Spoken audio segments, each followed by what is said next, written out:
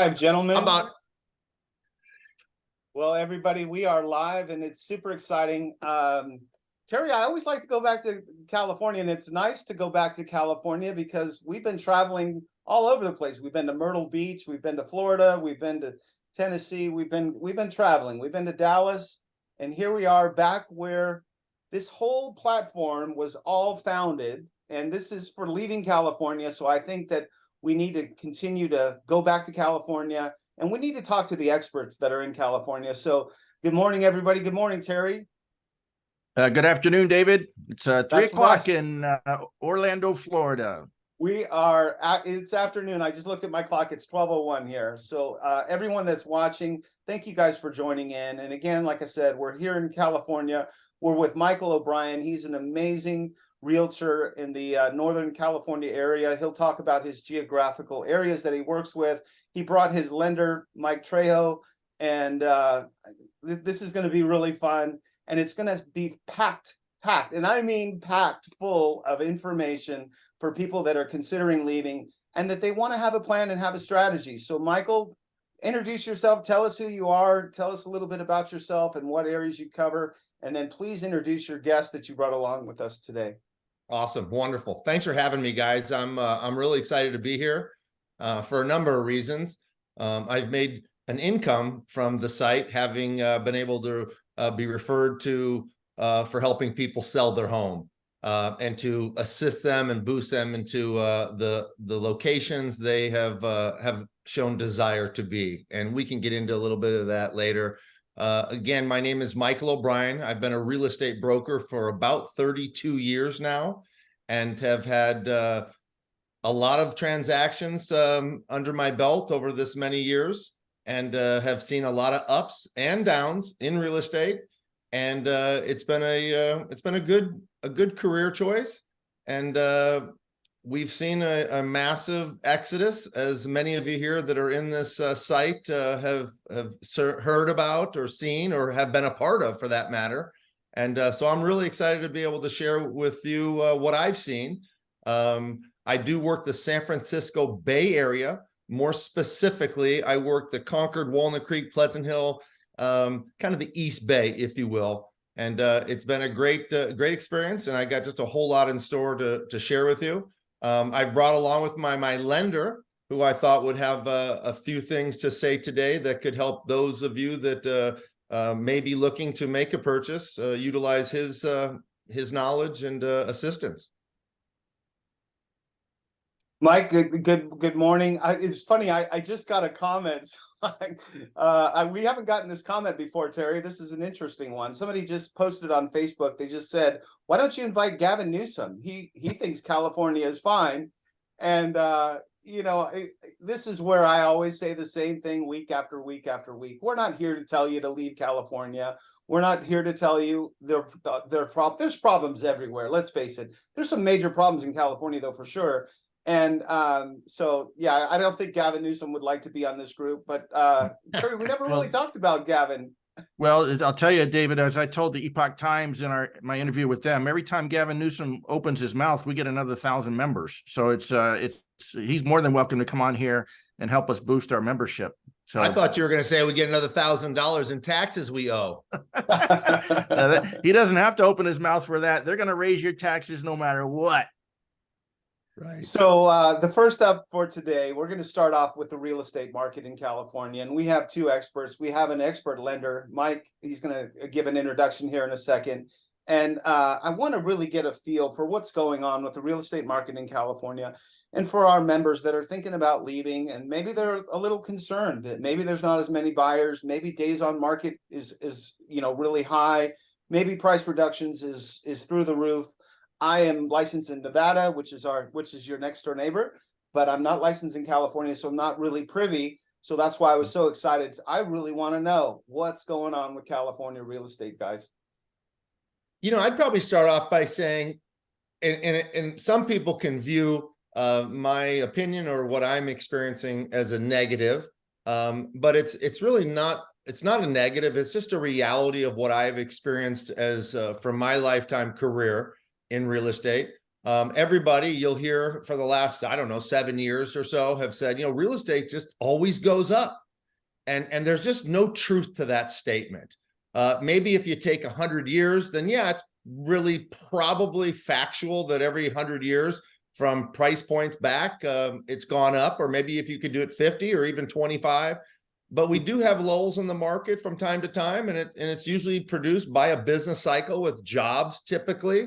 What we have seen in California is an enormous amount of growth in jobs. Silicon Valley has brought a huge number of jobs, which has created a lot of appreciation in our specific area of Northern California.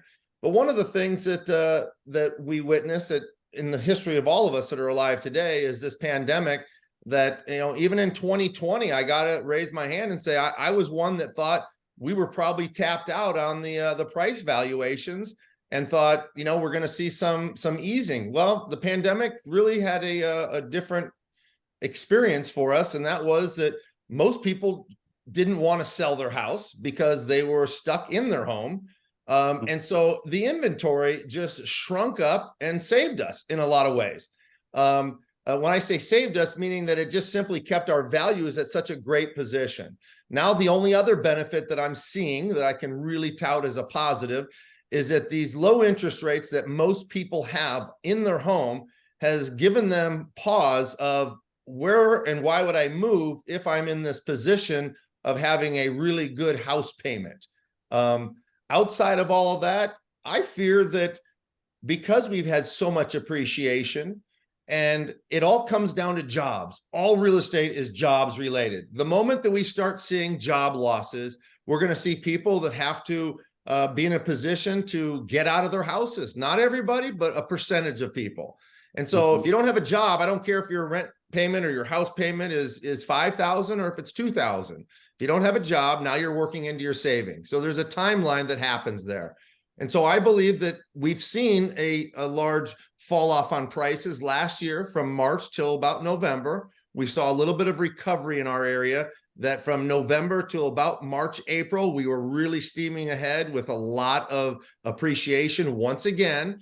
But I would say about the last 6 months, we've just saw a bit of a trickle down price reductions, as you eloquently had suggested, David, that we are seeing days on the market has been extending.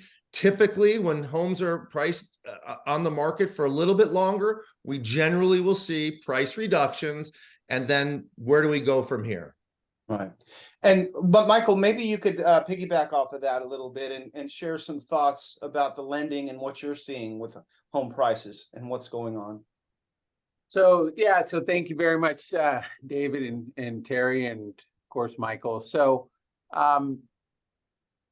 we know it's no surprise that interest rates have risen, right, over the past 18 to 24 months. Surprisingly, the market has remained relatively strong in most areas of the country. I've been very fortunate. I'm connected to many mortgage professionals as part of a national mortgage group, some of the top producers and some of the best business people in the industry. So I think a little bit of an advantage there in having communication, not only in California, in regards to California market, but again, in other areas throughout the U.S. So with the rates having gone up, market obviously has changed a little bit, but as a whole, as I think most of us know, it's relatively strong market. And that's because in most cases, the inventory, right? We still have a limited supply. So, it's really, I think, all in all, it's a good market for people wanting to leave California. They're going to be able to cash out of a pretty significant amount of equity in many cases. And then, of course, you go into other states where prices, for the vast majority of states throughout the U.S., the prices are going to be lower in many cases. Right. So it's an opportunity for those that want to go to different states to really take advantage of that opportunity. And many have. I've had clients who called me up and said, "Hey, Mike, it's time for me and my family to go." So whether it be Idaho, Oregon, Nevada, whatever it might be. So a lot of opportunities there. You know, by the way, when I put up the post, Michael, when I put the map on there, because I wanted people to understand your geographical area. I think somebody had made a comment and they said, Terry, can you imagine somebody making a negative comment on your site? That's crazy. Oh boy, that's never happened before. And they said you're that's not really northern. So and again, I lived in Monterey for a year, so I do kind of know up in that area. Maybe it is not all the way north, but at any rate, let's talk about geographical. Let's talk about what house prices are selling for, and is there a difference? Are they all pretty standard, or are some little geographical areas that you cover doing a little better than others? Well, I would suggest that what I have seen is, and this is kind of typical of the business cycle and real estate, is that over the course of time, the higher end oftentimes can withstand a little bit of the movement. And that means that sometimes these fluctuations in interest rates don't have the same effect on somebody looking to buy a $4 million house. Because they have equity, they have cash, excuse me. And so oftentimes they may not even be utilizing financing. They've got the money. Now, if rates are where they want them to be and they can use those loans, it's great. But it really affects that lower level first time buyers, maybe even a second time buyer. And so to your exact question, our price range that we work is anywhere between $650 to probably about 1.8, maybe even a little bit higher than like that. For Mike works some areas that are a little bit higher. Mike, have you found that some of those higher areas have had less impact or more impact with inventory? I think it can impact, everybody. I have a client base in the South Bay in Silicon Valley. And so it does even impact them somewhat, sometimes more from a place of fear, perhaps, right? The rates are higher. So a lot of potential buyers can buy, but they're in some cases holding back. And I really feel, and I've mentioned this quite often, is that there is a lot of opportunity out there for those that are willing to take action. Because what do we have right now in most cases? And again, this is throughout the US. We have opportunity because the competition is not as fierce, right? When rates are at 3%, rates are at 3.25%, everybody is making offers. The numbers are much greater. A lot of people standing on the sidelines right now, right? They're waiting for the rates to come down. You have a couple things that are going to happen when the rates do come down. If they come down below 6%, you're going to have a lot more people who qualify and now are coming back in the market. You're also going to have those buyers who have been waiting for rates to come down. They can buy at 7.5%, but they're just not. So what does that mean? Again, it means for those that can and are able to purchase, they have the ability, they've got the income, they've got the down payment. It's really the opportunity is there. And so that's what I'm seeing. There's a lot of people who are not taking advantage of the opportunity. Rates are going to come down and it's going to create bidding wars. I truly believe this. And that price, that home that they could have got for $1 million may go for 1.2, maybe 1.25, whatever the case may be. Now, Mike, have you seen some of the South Bay Area people not just nervous about rates, but actually nervous about their job? In some cases, yes. Yeah. And I have definitely had some tech workers, whether, Tesla or Amazon or whatever the case may be. They have, as we know, right, that industry that has downsized in many cases. I think the few people that I've talked to have actually been reemployed. So I'm thinking of a few right off the top of my head. So, we're going to have to see how that impacts buyers and sellers as we move forward. So I don't think it's been super significant at this point. So we'll have to see what transpires as we move into 2024. And Terry and Dave, I would say that I have witnessed several people that I've actually sold their homes and they had been laid off. I did have a buyer that wanted to, believe it or not, move back to the Bay Area from up in just the hills. And but he was nervous. He works for Microsoft and he held off. And so I have found that my connections with Silicon Valley software companies, there has been, it's not significant like Mike's saying, but it's on the, there's a lot on the cutting board. And if that continues, then we could have another added issue to our market. Well, Michael, let me ask you this. I know, as the saying goes, all real estate is local. Yeah. Here in Central Florida, I am seeing a lot of price reductions. Are you getting that in the Bay Area? So the answer to that is last year we saw huge price reductions. I personally, in a market that I specialize in this Concord market, probably saw 20%, 20 to 5, even maybe 25. I saw a neighborhood that was around 900 because I was involved in some flips, and those got down to about 650. And so that's a pretty decent number drop.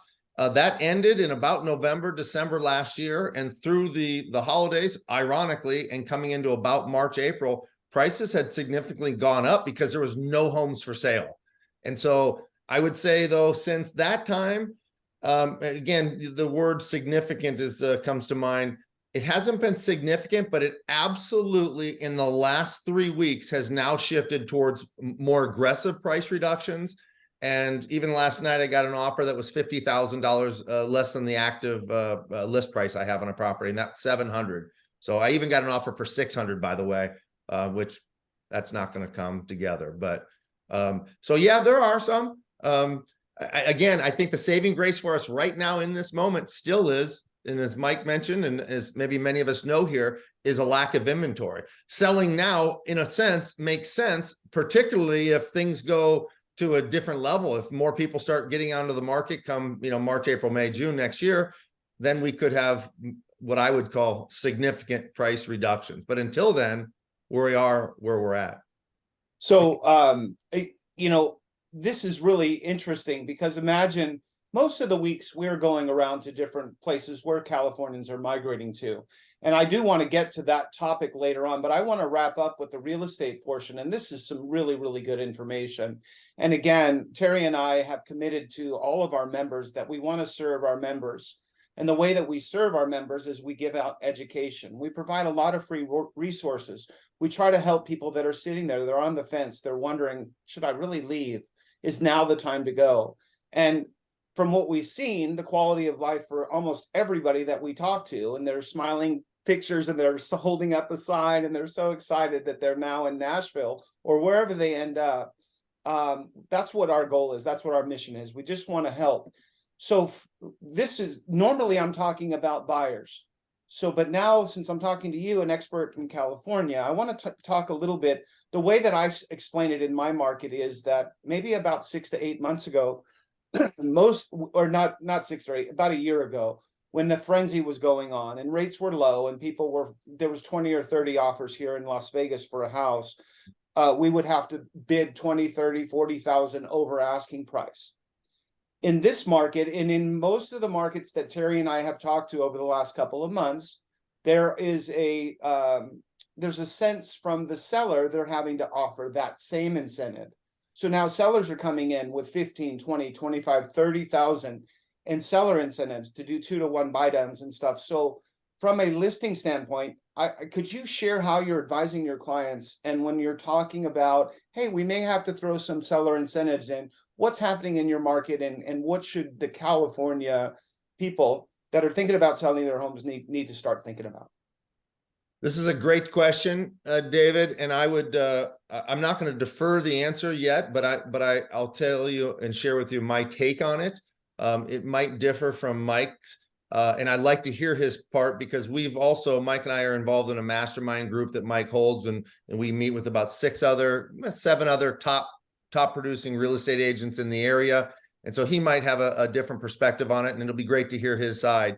I will tell you that being in the business for as long as I have, price sells everything. I don't care if it's a house in one of the most expensive areas in Bel Air of California, or if it's a cottage in one of the one of the lowest level neighborhoods in California. When it's priced at the right number, the right buyer will show up for that house. With my clientele up to this point, I have not had to offer seller concessions such as $20,000, $30,000 on the sale of a home.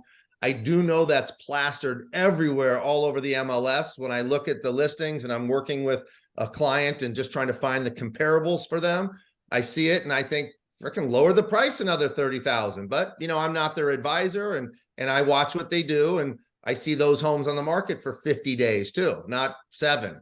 And so my take on the market is you are right on the money. We were writing offers not 50,000 but $100,000 over the asking price and not getting the deal. 150,000 not getting the deal. It's just mind-boggling in some ways. So you know, for the person that actually is considering to leave California, you got an extra $150,000 on your house a year ago, 2 years ago. And yes, they might have come down a little bit, but you know, it's a dream to think that they're just going to keep on going. I just don't think that we're going to see that kind of escalation. I've remained somewhat positive on this this Zoom meeting, sharing that, you know, low inventory, but the reality is what goes up will come down, just like what goes down will come up. And that's the reality of our business. There is lucky times when people move. I've had clients that they've moved and been transferred from Chicago, Illinois, lived here for 3 years and moved and walked away with $500,000 in equity that I'm like, you did not deserve that. You know, they doubled their income of how much they were making per year. And I had to laugh with them when they moved back to, where did that guy move to? I don't think he moved right back to Chicago. I think it was like Kentucky or something. And it's like, oh my gosh. And so I just say that there's times when the timing is right and you happen to pull the trigger at the right time. Sometimes it's just luck or it's a blessing. I just feel like you can't go wrong taking the step now. We don't know what it'll be next year. Maybe it'll be a great step next year. It would have been a better step last year. It would have been a better step 2 years ago. But I think at the end of the day, Mike, I'd love to hear your take on concessions and how lenders might be accepting of those concessions through requirements through you know, the underwriter. So we've definitely seen more seller concessions and 2-1 buy downs and credits towards closing costs, because as we know, in 2019 through 2021, virtually you saw none, right? It was just the opposite, right? I think about a situation that I had in 2021 where I had a client who bid $500,000 over asking, and it was multiple offers, right? A $1.3 million house, bid $1.8 million. They wanted to be in a specific school district, and they landed the home, and they were just absolutely thrilled. I mean, and I'd love to pull up that comp right now and see how thrilled they are. So I actually think they're okay. We should do that after the call, Michael. Let's do that. Yeah. So I don't know what the number is. My guess would be maybe 20%, 25%, not as high as some might think as far as seller concessions, but they were non-existent a few years ago. So again, there is opportunity. I've seen seller credits as high as $30,000. I've seen another one. I think it was 40,000. These are rare. These are high purchase price, over $1 million, right? FHA allows up to 6% seller credits, and a conventional loan can go up as 9%, although you'll rarely, if ever, have closing costs that are going to be 9%. Again, it comes down to opportunity. The other thing that I will add here, and this is always interesting to me, oftentimes, in my view, when I see a contract and I've talked to my client, an offer may have been not structured and presented correctly for to benefit the buyer, right? So they're asking for maybe they're going to go in $20,000 below. Is it better to maybe use that $20,000 towards a buy down, towards getting a lower interest rate, right? And that's not how the offer was presented. So there might have been some missed opportunities there as well. Hey, Mike, we get a lot of new viewers each week. Can you explain what a buy down is, please? Sure. So the most common one is a 2-1 buy down. So let's just say that the current interest rate is 7.5%. With a 2-1 buy down, that loan would start at 5.5% in year 1. In year 2, it would be 6.5%. And then year 3 through 30, it would be at the 7.5%. Now, we have to find out what the difference in payments is for those first 2 years. And then the seller has to provide that amount, whether if it's $8,000 or $12,000, whatever it is, that credit needs to come from the seller. Okay. Now, one of the great things about that is if the buyer ends up refinancing a year down the road and there's still money left over, that comes back to the buyer. Okay. And they can use that money. So it's not lost. It's not lost. It's retained by the buyer. So it really helps many buyers just know. It's important to know, of course, that there's going to be the payments going to increase in year 2 and then year 3. And I personally believe, as many of my colleagues do, that rates are going to come down. I don't know when. I'm not that person. I've been doing this 24 years full time, and I'm not going to say, oh, rates are going to be, at 6% in February of 2024. What I will tell you is rates are cyclical. They go up, they come down, right? And I do believe it's a matter of time, whether it be 3 months, 6 months, a year, 18 months, that rates will come down. And because of the strength of the market, it's going to potentially be a madhouse and a very competitive market when that happens. I can tell you, yesterday I was at an open house I had, and a good old friend of mine from 30 years ago came in, a woman who I dearly love, and she had switched over and started doing new home sales. And she had said that they are offering 6% flat interest rates, and they're having to buy it down from the developer. And it's costing them about $60,000 to do that for their client or for a sale. And my thoughts like, holy Moses, they're losing $60,000 in profits now of what they would have chalked up as their profit. So, I mean, let that sink in a little bit. Where is that? Is that out in the Central Valley? Well, I was in Danville, and so I'm not positive where she's working. I'd have to get back to you on that, but I would imagine it can't be more than a half hour from her house, maybe an hour. So Central Valley could be possible. Wow. So as a realtor, this was so exciting because really getting a California real estate perspective is amazing. And we've never spent 30 minutes on real estate. And I have not owned a home in California, but Terry has. So let's wrap up the real estate portion. Terry, do you have anything else to say about California real estate? I've been tracking the home that I sold in Martinez. It went up 25% the year after I sold it, which is crazy. It went back down to where I sold it, and now it's up about 10%, maybe closer to 8% over where I sold it. Just, you want to see how much money you left on the table. Sure. But yeah. What was that time period, Terry? What's that, Mike? What was that time period? When was that? I sold in June 2 years ago, so that was 21. Yeah. Okay. But the nice thing is that I haven't had to live in California for 2.25 years, almost 2.5 years, and I haven't had to file a tax return in California for 1.5 years now. I did have to, obviously, the year I left, but I'm much happier here in Florida. So yeah. There you go. Gary, would it be fair to ask you what was the difference in the house value in California versus the house value in Florida? It was about 200,000 less here in Florida, and it's a little bit smaller. It's just me and my son, so sure. It's a four bedroom, 3 bath. It's just me and my son, and my 2 dogs that I brought from California also. So fair to say the person that's paying taxes on that California home is paying a whole lot more taxes than you are right now? Definitely. Oh my gosh, yes. Because it's like 1.3% where I was because of all the add-ons. Yep.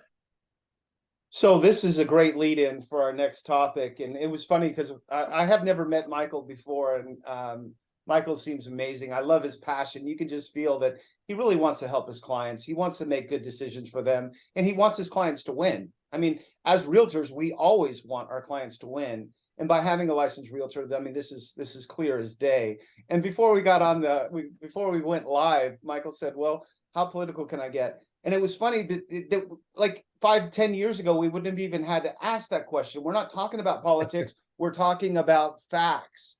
And the Leading California group is really about facts. It's not about politics, but it's factual.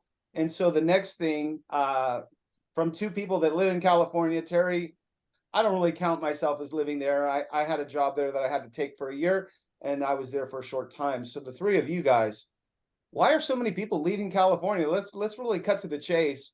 It's not political, it's factual. So let me know. Mike, you want to start us off? I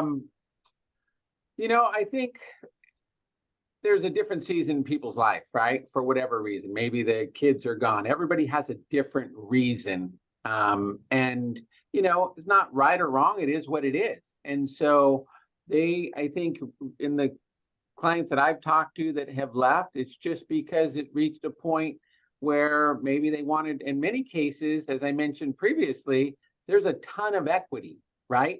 And so now you can go to Nevada, you can go to other states where the cost of living is less, right? We know that the cost of living in California is very high. So that's clearly one of the reasons, being able to take that equity and putting it on some cases you're paying cash for a house, right? So it's for the lifestyle that they are envisioning. I think there's a vision there. I think that they're looking at it as just an improvement. It could be retirement. Again, it really depends on the season that they're looking for and the quality of life that they're envisioning and hoping for. Michael, before you go, I want to address this, and it really depends on what news channel you watch a lot of times, because what you see on the news is depending on which news forum you want to get your news from. But really, I don't really want to talk about fake stuff. I want to talk about factual, and all of the problems that are out there. What is it really like, and what are the problems? And do you have clients that are actually complaining about the media portrays as all of the problems in California? Yeah, that's a solid question. I'd like to start off by saying that I'd have to really go back and look at this because I haven't thought about it. But as Mike was talking, I thought, this is probably a fact. I was going to say, my last two clients were that leaned farther right and were wanting to get out of California for those reasons. And then I really thought about it. It's like, well, how many of my last clients have left? And I was like struggling. Out of the last roughly 25 clients, I could only think of 2 that have stayed here that as a listing. And that's 100% truth and transparent.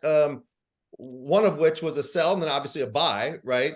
One is intending to go to Nevada, your state, but he has a child that's a senior in high school and wants to stay here, so he rented, but he sold his home. And so, Michael's right. I think that, different seasons, different times. Hey, the bottom line is I'm only stuck in California because I make amazing money here. That is the single only reason I'm here. I can tell you the weather is phenomenal. I've been to about 42 states, I think is my number. My brother hit all 50. I've been to 42 states out of the 50. Alaska is one that I've never been to, and I won't go through the list, but mostly in the northeast is what I haven't been. I lived in Chicago growing up, moved here when I was 10 years old. There are some areas of the country that the weather sucks. Let's use facts, right? That I wouldn't want to be there, but really it's like I wouldn't want to be there maybe 3 or 4 months out of the year. California has unbelievable weather, but there's times a week or two it's hotter than hell. I've got kids that live in Arizona right now because they attend GCU, Grand Canyon University, and dropping them off, it was 118, and we were there for a week. And I actually own property in Arizona, and I've been there, but I never go in. They started in August, and so it was just blazing hot. But 8 months out of the year, it's gorgeous there. And that's why a lot of people, I think it was 63,000. That's just a number that hits me. 63,000 people went to Arizona as families. I think that statistic might've been, that was 2019, I believe. I think there's an enormous amount of people that are in our area. We have a very liberal state. And so that liberal state has gone further to the left than it has been my lifetime of living here since the age of 10 years old. That's 46 years I've lived here. And politics, for the most part, some of that might be age related, was never talked about.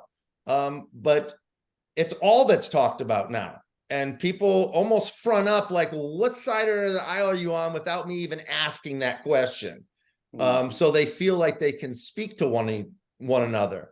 And that's such a crying shame, frankly. I think that I would say the vast majority of the people that I've talked to that have come on as a listing and I've sold their property, we have a lot of heart-to-heart conversations, and they are tired of paying all the extras. And these are the things that I think that are not talked about. I know people that a guy sold his house, went to Idaho, and he was getting charged, what was the number? It was like $480 for the DMV. And he registered his car because his son had already moved there. And it was $71 for the same car, same year, everything the same. And so, you know, it was the little things. Having a burrito here is now about $19. Burritos in other areas that I've, you know, gone to. And obviously there's a lot of, you know, changes. You can go to a fancy place or you can go to me. But if I try to compare them, you know, they're like $6, $7. So affordability, it's just, I think it's so much more than we think of. But I can't go and make $800,000 in another location. I can't go and make necessarily $250,000. But I also have people that have told me that's not true. I've had people tell me it's not true. There's more opportunities in other states because of the mindset of individuals, that they're far more relaxed, that they're not the go-getters that they might have been here in California. And so I can't attest to that. It's just, you know, hearsay and what I've heard. But I think that it's multiple reasons. I think people know, like Mike said, it's affordability. They're like, well, how far can my money or my leftover money, especially if it's retirement, how much longer can I last with that in a different state? And then second is politically, if they don't find themselves feeling comfortable anymore in their home. Nobody wears a Trump hat in the Bay Area. I can assure you of that. And that's sad to me. And it's a fact though. And I'd go toe to toe with anybody I know or don't know on that conversation. Hey, Michael, you need to be careful because we don't want to get Terry started, because this topic is really kind of touchy. If we get Terry started, look out. But Terry, let's go ahead. What's your take? Why are people leaving, and what else do you want to put on top of that? Well, Michael mentioned the number of people who moved to Arizona. The Census Bureau just came out and said more than 800,000 people left California last year. More than 800,000. Now we had 450,000 move into the state, so it was a net loss of 350,000. But still, if you think about it, that's 800,000 people that were actually living in the state, paying taxes and everything else, that had enough for whatever reason. And I do know we can say it's the cost of living, but what generates the cost of living? It's because of the politics. In fact, I've shared this before, but when I moved from Texas to California in 1986, the cost of gas was less in California than it was in Texas. Now, they changed the blend, and I get that. That's why you don't have smog over Los Angeles like you used to. I get that, but that only accounts for about 10% of the cost of the gasoline. Now it's almost double in California what it is in Texas, and it's because of taxes. And they've got the cap and trade taxes, and they've got all these taxes. Goes up July 1st every year. The gas tax goes up every year. The reality is they don't want people driving gas-powered cars. They've just outlawed gas-powered mowers and leaf blowers and all this other stuff. All those have to be battery now. That's going to be devastating to the landscaping economy. Every time you turn around. So I think we're still in the right place at the right time, and the growth of the groups just shows that we've got we're getting closer to 300,000 members in our groups now. So I think that speaks volumes too. Thank you, Terry, for sharing that. The next thing on the topic, Michael, is going to be one that's kind of fun. And this is really, and this is where I was hoping we could get very informative. So we have a lot of people. We have 300,000 members. We'll just call it almost 300,000. We have a lot of people. And there's a lot of people out there that haven't left yet. And by having a licensed realtor, having a licensed lender, and having somebody, let's talk a little bit about strategy. Let's talk about planning. Let's talk about thinking about selling your house, the mindset, and put yourself in those shoes of like Terry Gilliam here, who actually left the state, but to an individual that's sitting there and listening to our show right now, and they're like, you know, I think I really want to do this. Take us through the steps, take us through your guidance and your mentorship on how you would deal with someone that has these feelings. Geez, that is an awesome question. I wasn't really expecting this. I can tell you there's been several things that have come into my head, but one of the things that people will ask me at parties and things, they'll say, you know, can you tell what home a person's going to buy if you show them 5 or 6 houses or 7? And I say, you know, it's never 100%. But one thing, and I've shared this with my kids, you know, because they're 20 years old and it's just a good learning lesson. But when somebody walks into a home and they say these words, I can assure you that's the home they're going to at least attempt to try to go after. And that's the home when they say, I can see myself living here. And it's the craziest thing. And I don't know if I invented that or I heard somebody tell me, probably that years ago. But it's literally, it's true. Every time a guy will come to an open house and they stand there for 45 minutes dissecting the heck out of the house, telling them, wow, this garage is really bigger than I thought, or whatever. The backyard is wonderful. And they're wasting my time because I've learned to say, hey, could you see yourself living here? And they'll say, well, I don't know. I'm not sure. That's not for them. There's almost I don't want to get spiritual, but there's a sense when you walk into a home. It happened in my own home. When I walked in the house, I'm like, this is it. This is where I want to feel like is my house. And so I don't know the psychology behind it. It doesn't matter. I do think that that's one thought that comes to my mind with and I know it's not directly answering your question, but I think that you have to have a plan.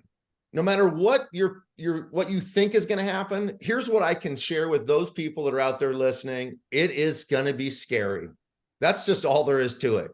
I would say a large percentage of my clients, I think that's probably because of myself. I'm old. They're older. A lot of my clients are 50 years old and older, and they're downsizing. They're, in most cases, that population is probably what Mike referred to as, you know, that's their time or season as they're looking to move into a place that they can enjoy the retirement, last longer.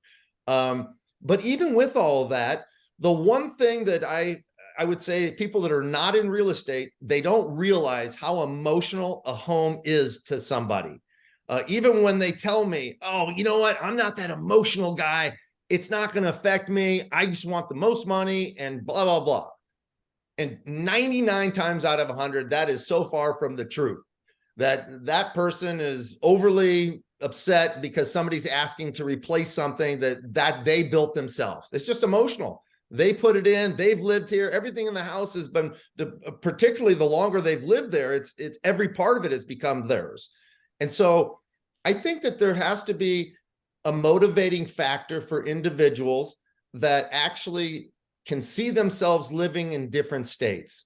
And you know, I've never been one to be afraid to tell people that although it's great to invest and buy a property, it's great to be in that position. I have a client, I sold their house and they rented and they went to Clemson. Anderson is the name of the city, Anderson, South Carolina. And the reality is they're happy right now. And I feel it's great advice to give somebody that, or give somebody that advice because they want to be able to find the neighborhood that works best for them. They're happy as heck because their girls go to that school, you know, the Clemson. And so now they can find, and they're doing exactly that. They're running around looking for the right spot. This is where an opportunity can come along with the right real estate agent that works in those areas that can nurture that relationship and start taking them out and showing them things and keeping in touch, follow up. But I do think that planning is crucial, David. And if somebody they're not going to just say, okay, let's get our house on the market and see how it works out. It just won't happen. And so the steps are, visit a couple areas that you are thinking about, make connections with people. I don't think that there's anything wrong with reaching out to people on we call it DM, a direct message on this site, and ask somebody, an agent that might work that particular neighborhood, and ask them to send, some literature on the location, ask them for some home price values, what differentiates one neighborhood for another, so they can become less fearful and in a better position of saying, I can build strength of going that direction. My experience has been most people don't just randomly throw a dart and say, that's the area. Right. They have somebody they know that moved there. They have a success story that they've heard somebody else has been happy there. Most of the time there's a family or some kind of connection that draws them to that state. Yeah. I mean, Michael, that's great advice. That's really, really good advice. And we kind of talk about that every week after week after week. Go check out places. Make sure you can see yourself living there. And I love that I'm going to use that one that you just gave me. When they walk in the house and we say to them, can you see yourself and your family living here? And they're like, maybe we could probably. And I always tell my clients the same thing. I'm like, if these words come out of your mouth, we could probably make this work. That's not your house. Exactly. It's not your house. So, and then Mike, I know you're a numbers guy. You're a structured guy. I could just tell. I don't really know you that well, but I know that you're a very structured numbers type person. So planning and having this process, can you share some ideas to go on top of Michael's? Yeah, when it comes to the finances, it's really just go back to the basics and get pre-approved, talk to somebody who's licensed in the state that you want to look at possibly purchasing, because you want to have that plan moving forward. Do you have to sell your house first? Can you buy first without selling, right? Do you have the money for the down payment to purchase in Nevada or Oregon or Washington, right?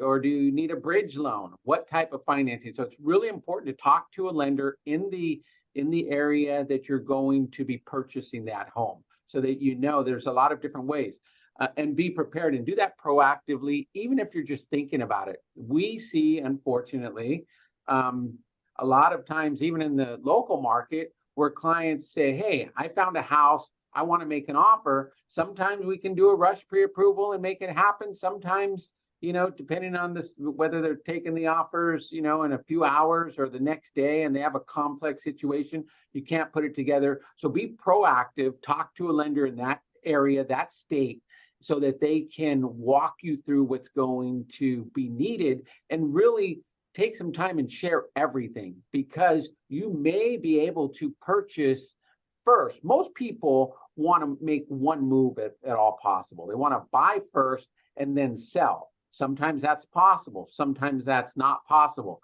That's why it's going to be very, very important to talk to an experienced lender who has been down this road, who has been involved in this type of situation and scenario to help you prepare. Thank you so much for sharing. This is great advice. And Terry, I really believe that these weekly podcasts, I don't know if it's just us and our synergy that we have. I know for sure that it's the fact that you vetted and you talked to every one of the realtors that I get to meet personally, and I get to learn and listen from them. And honestly, Terry, I'm learning from your premier realtors. And it's great to be able to get different ideas. It's almost like a collaboration. But this information that we're giving is priceless to people that are thinking about leaving California. And it's so exciting to know that we have these recorded and that people can go back and they can listen and they can learn. But as far as having the plan, Terry, do you want to add a couple things to our members to share with them how the process works in the planning? Sure. I would also want to add, just make sure you got a budget. Make sure you budget for moves. What you don't want to do is get caught short. I believe we actually on our site may have a budget spreadsheet. I'm going to make a note, and I will see if I can post that, where people can plan on things like, if you have to buy boxes, are you moving yourself? Or are you going to move, with a moving company? Are you going to use UPAC? There's a lot of that. And by the way, several of our movers are happy. You can find all the movers, mortgage people, and also our list of preferred realtors under the files tab, which if you're on the homepage on a desktop or laptop, under the files tab, you can find all of that. We have over 350 realtors, or right around 350 realtors across the country that, like Michael, can help you sell your California home, but also in other markets where they can help you find the right home for you, a place where you can see yourself living. Michael, we always give a little bit of a few minutes. We're going to get to your contact information. That's really important. But before we do, I always like to hear from you guys. And do you have a story of somebody that left California that you helped, and now they live in a new place and they're holding up their side and they're all excited about where they've relocated to? Do you have a favorite story that you can share? A personal story would be great if you could. Oh gosh, I got so many stories. Before I do that, I want to just share with you a couple things that I liked what Mike said. Just three different thoughts. You can't steal second if you don't take your foot off first. I heard that once, and I always go back and relate to that. I think that one of the problems of people making the move is they're scared and they don't want to make a mistake. But the truth is that there are really no mistakes overall. I mean, it's another statement I've heard from older folks have said, and this is kind of political, but I have to lend the agreement to it, where they have shared that the biggest gift you can give your own kids is leave the state so they can have a good opportunity growing up in a better land. And it sucks that I have to say this information, honestly, because this was a great land. And it's just a different experience now, and it continues to be. And I hope that one day soon, that if I'm still here, that we'll have a different climate for policies. And I think that would be beneficial.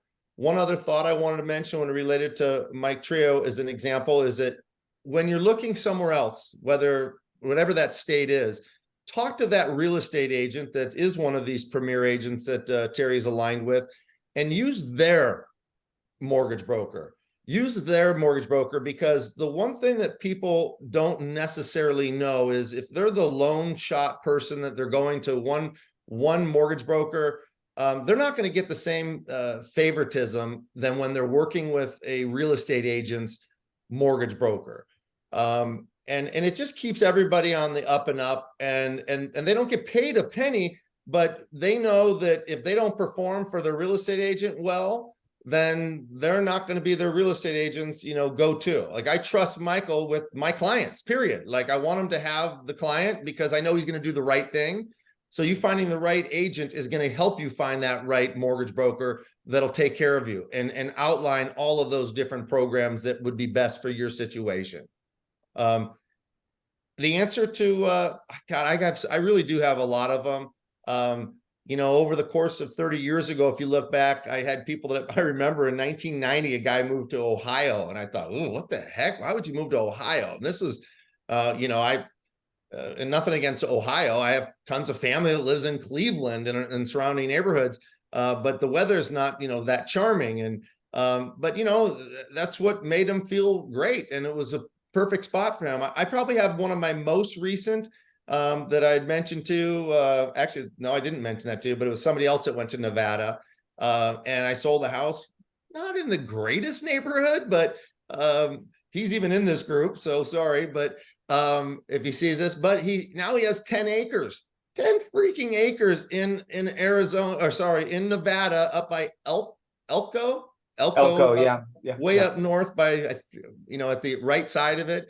And, everybody's got their own, what they want, he doesn't have a neighbor near him, yeah. And I know that I'm friends with them on Facebook, and I would say semi-regularly I come across them showing the pictures of the mountains and showing how excited they are, and probably 50 to 60 comments on those, showing people going, "Man, good for you guys. I can't wait to get up there and see what you guys have," and on and on. And so I have not personally witnessed somebody leaving that has said, this was the worst mistake I've ever made, or this was dumb. I just haven't seen that. And so that maybe give you some solace.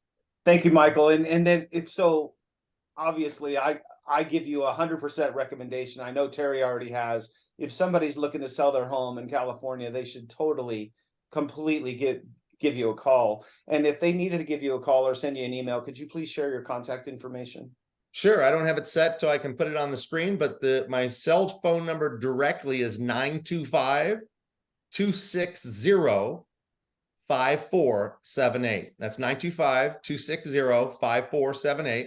And you can always email me at Michael, that's Michael, the @ O'Brien, that's Obrien, and then the letters RE for real estate.com.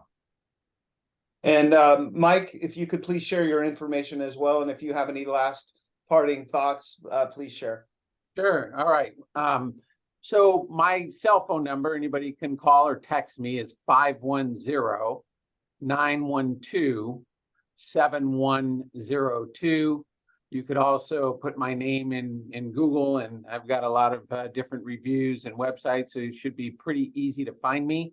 You put Mike Trejo Mortgage, and again, should be pretty easy to find me. So if you have any questions on financing, I do have a lot of colleagues throughout the US as well. So I can make those referrals. I've made many referrals, and these are people that I trust, that I would do my own financing for. And of course, if anybody is looking for financing in California, I'm here to help for that as well. So any way that I can help, more than happy to do so. Thank you so much, Mike. And some parting last words from you, Terry. Yeah, David, first of all, thanks for hosting this today. And for those who don't know, David is our preferred realtor partner for the Las Vegas market. So please do reach out to him if you are considering Las Vegas or anywhere around Las Vegas. Actually, Concord is near and dear to my heart. In fact, I just thought of this, Michael. 35 years ago this month, I opened the Chili's in Concord on Concord Avenue. Wow. As the general manager. So I was the opening general manager at that Chili's. Left Chili's like 6 months later. And then when I started in the mortgage business in 2002, it was in Concord. So Concord's near and dear to my heart. Wow. But I don't miss California. I'm sorry. I just don't miss it. I love where I am here in Florida. By the way, the weather's turned here in Central Florida.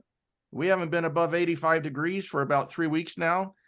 So it's beautiful. It's a beautiful time of year. We've endured the summer. And so, yeah, with that, thanks again, Mike and Michael. We appreciate you gentlemen today. And David, if you also let us know where we're going next week on next Monday. Well, you know, it's funny. I was just going to say that, Terry. Isn't it funny? Out of all the cities, the thousands of cities in America, what city did Michael talk about a lot? Concord.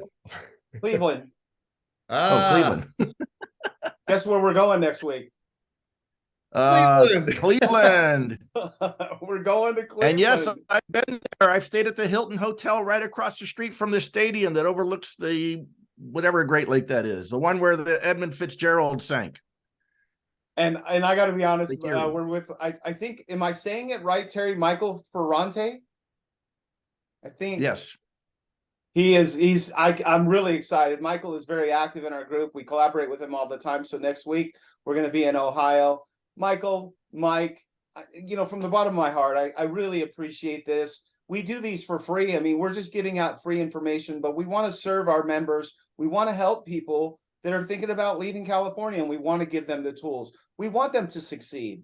And really, my favorite saying, I taught martial arts for over 30 years, and I focused on real estate for the last 5, but we only get so many days, Michael. We only get so many days. So why not have those days be days that we really cherish and we enjoy? And if you're not enjoying it and life is just not good, there is a better life. And we have that over and over and over again on our site. We have people that are saying, thank you, Terry. Thank you, leaving California. Thank you so much for helping me get out of here. And, you know, guys, great content today, great information. I hope a lot of people watch this and they will gain a lot of information. So thank you so much for sharing. I hope you guys have a great rest of your week, and we'll talk to everyone soon. All right.